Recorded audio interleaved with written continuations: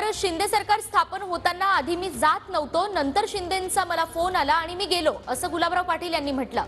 त्या निर्णयाचा आज अभिमान वाटतो। एवढी कामं झाली नसती जर मी गेलो नसतो तर, असंही गुलाबराव पाटील यांनी म्हटलंय। शिंदे सरकार स्थापन तर झालं आणि ते सगळं तुम्ही टीव्हीवर पण पाहिलं। मी तर काही जात नव्हतो, पण शेवटी शिंदे साहेबांचा फोन आला की अरे तू का येत नाहीये।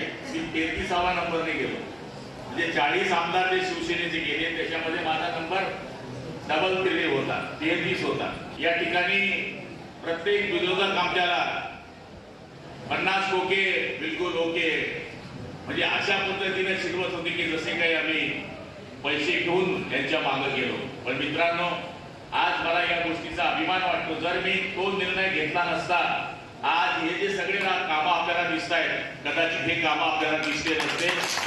कारण सत्तेच्या पुढे शांत